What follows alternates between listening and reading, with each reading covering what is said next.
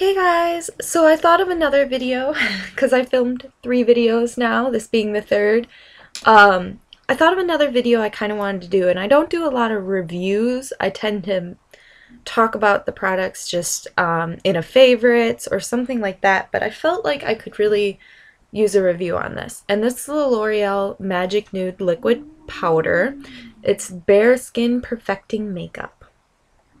And I got this because I wanted something really natural and light. I was thinking for my birthday maybe, or just in general. Who doesn't want something kind of more natural and light every once in a while? Um, and I got 318 Natural Buff. I feel like the shade works okay. This is sort of one of those that people were saying as you could fit in maybe 3 shades that they sell because it's sort of got that lighter feel and doesn't seem like the color matters as much as sometimes on a fuller coverage makeup. So one of the things I found about this is it works really great if you have naturally great skin, where you probably don't need makeup at all, but you maybe want a little bit of just the perfecting kind of feel. Maybe just where you are evening out your skin tone more than anything else than coverage. It's more about evening things out. It is super liquidy. It's like water. So when I use it, I have to sit here and I dab.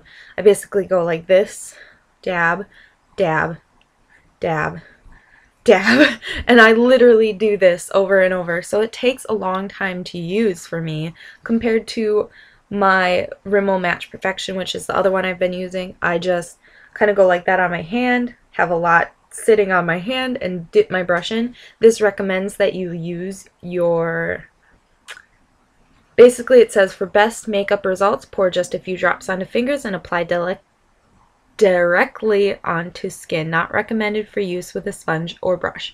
And I'm not sure if there's like another reasoning behind that.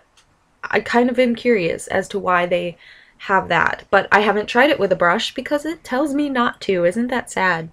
I'm just like, I will do what you say, little bottle. The thing I also found is it clings to dry spots, which for me are going to be on my breakouts and around like my nose, because allergies and runny nose, you know, all that fun stuff leads to drier skin there. Obviously you don't want it highlighting your breakouts by making them dry and gross looking. So that's one thing. I basically think this is for skin that is really good and doesn't have a lot of breakouts and is fairly moisturized, because I even have a moisturizer I've been using. So I've been moisturizing my skin, but this works so great around, like, my forehead looks great. This cheek looks great. But this cheek I've broken out down here, my nose obviously being dry, it doesn't look as good. I can see visibly like my breakout, and all I can do is go over it with concealer and hope that it blends really nicely, but it's one of those foundations that I'm sure is holy grail for some people that have really great skin and they use it, you know, if they're going out or they just want a little extra something. But for me personally, it doesn't really provide that much more coverage. Doesn't provide enough coverage. I'm thinking if my skin continues clearing up, I'll be fine. It went through a really bad period. Now I literally only have a couple breakouts, and some of them are not dry. They're like those little just bumps that haven't gone away completely. So those, once they're gone, won't even leave a scar. But then some of these are more angry and will take a while and are dry on top, so it clings to them.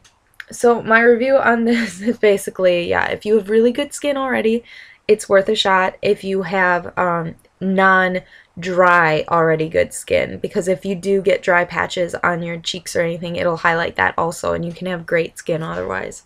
So I still think I'll continue trying to use it when my skin's behaving, and I put it on today. It doesn't seem super long lasting either. The one day I wore it, it fades quicker than I feel like my Rimmel does, but I don't have anything similar that's like that kind of liquid consistency that is just a skin perfectinger. Like, I don't have any foundations that are more lighter coverage like that, so I don't know if that's just part of the course, if you like your foundation to be thinner and less of a perfectioning thing, but just kind of a little light coverage. If that's what you like, I don't know if this lasts longer or less longer than some other ones, but I'll keep trying to play with it, and I set it with powder and reapply my concealer in some spots, so it'll work, but it's not something I'm going to be reaching for every day. It hasn't become a great installment into my makeup that I already have. So I hope you guys enjoyed this short little review, and if it helps anybody either steer clear or be like, hey, that's exactly what I want, then good. I will talk to you all later. Bye!